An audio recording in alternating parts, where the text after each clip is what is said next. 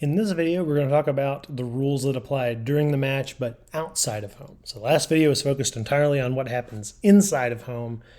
Now we're going to talk about outside of the home area, which again, outside of home is anything in this big white rectangle where the mat is, except for, of course, the two launch areas, which are part of home. So if we're talking about outside of home, then we are looking at this space here.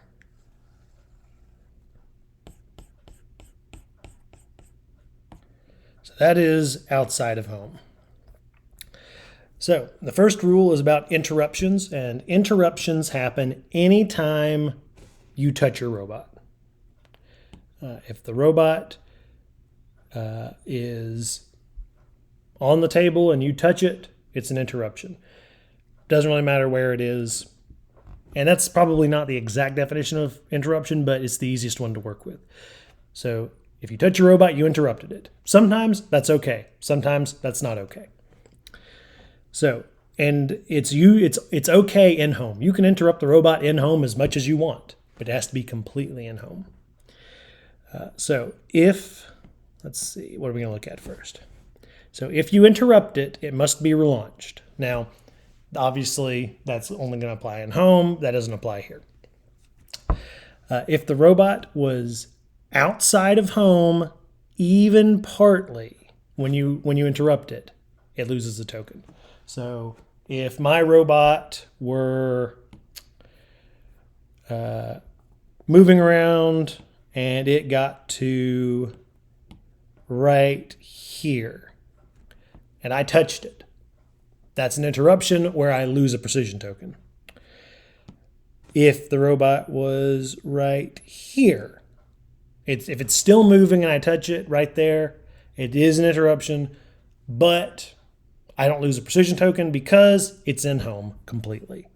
So remember, don't touch it when it's not completely in home, and you'll be okay. If it is not completely in home, you might lose a precision token.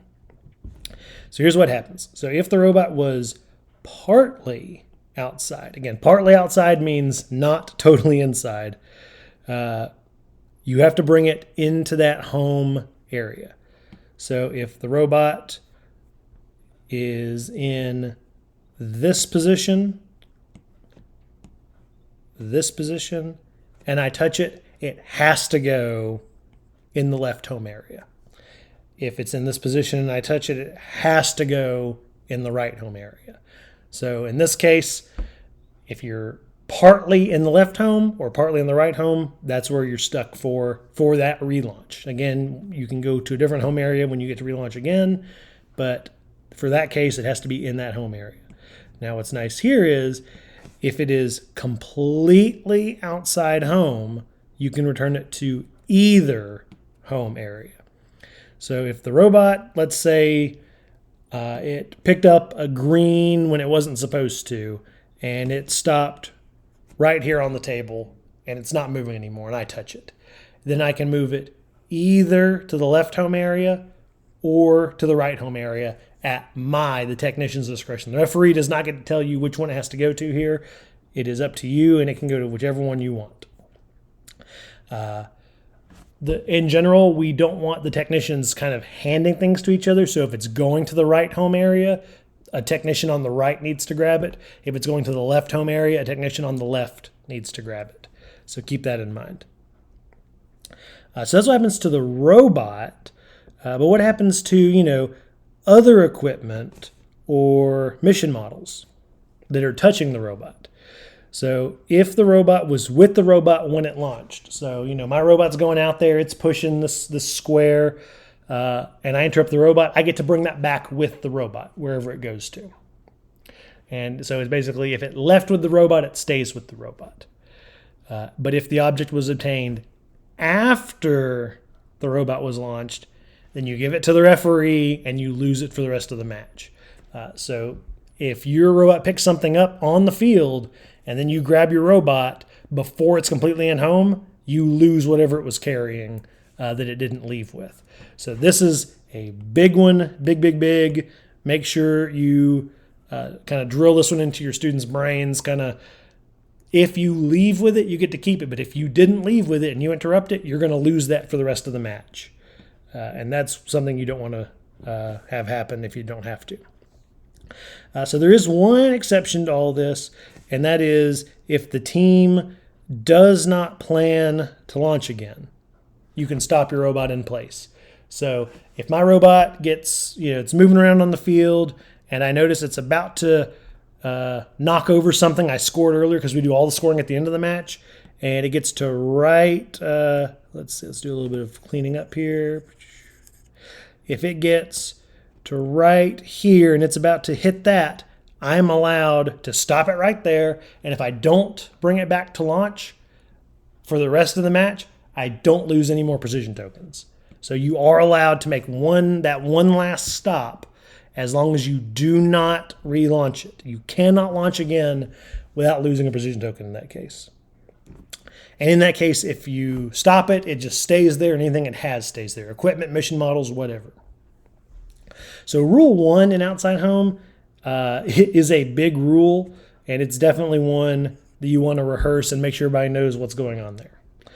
The others I think are a little more straightforward, but we will talk about it. So if we have a piece of equipment or a mission model was dropped or left outside of home, first you got to wait for it to stop moving. So if you drop it and it's not in home and it's going to start moving, wait for it to stop moving. If it is completely outside home, you're kind of stuck. It has to stay there. The robot can do something with it if it gets out there, but you are not allowed to touch it. If it rests partly in home, same deal. So partly in home and completely in home, completely out and partly in, kind of the same rule. The robot can change it, but that's all you can do to it. Now, if it's completely inside home, you're fine.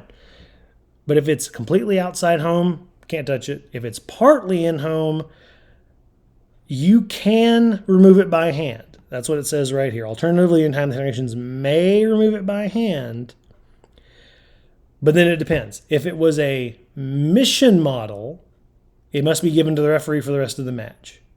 If it was equipment, you must bring it in home, and then, again, you lose a precision token. So what's an example of this?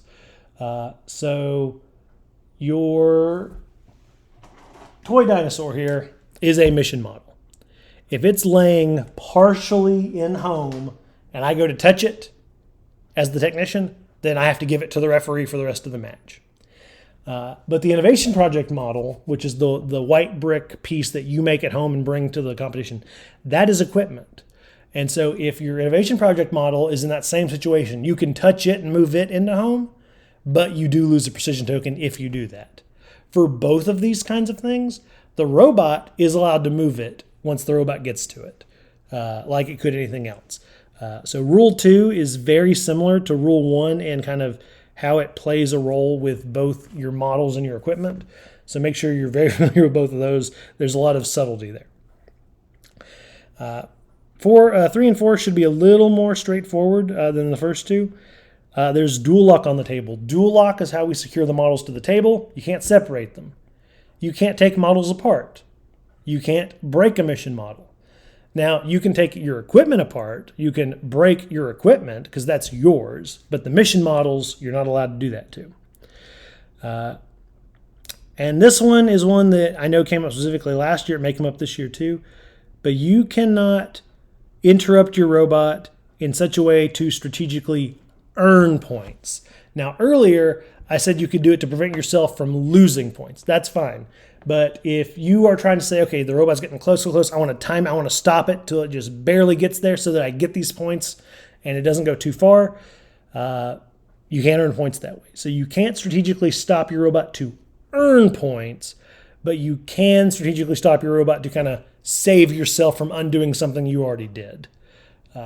I don't know how much of a deal that's going to play in this year's challenge. It was a much bigger deal with last year's challenge, but keep that in mind that you can't strategically stop your robot to earn points. You can strategically stop to save points. And then the last one, this one should be pretty straightforward for most people. Teams may not interfere with the opposing field or robot unless there is a mission exception. And we'll talk about that if it comes up. But as you can see, there are 2 tables back to back. Your robot will be on one of these tables, and there will be another robot on the other table, kind of doing whatever it wants to do while your robot is doing whatever you want to do. And the only rule here is we're saying you cannot interact or mess up or do anything with this table, and they cannot do the same to you unless there is the cooperative mission where you're working together. But again, I'm not sure if that plays a role in this challenge because of the way that it's laid out, but we will talk about that when we get to that model. If you do break this rule, then points failed or lost due to interference will score automatically for the other team. So it's not going to hurt your score, but it will improve the score of one of the other teams at the event. And if you'll recall, part of your overall evaluation is the robot game, and we base that on rank, and rank is based on your highest score. So if you bump their highest score higher, it could bump them up in the rankings, and then that would affect you. But that's the last of our during the match rules. And the next video we're going to talk about after the match, and then after that we'll get into the specifics of this challenge.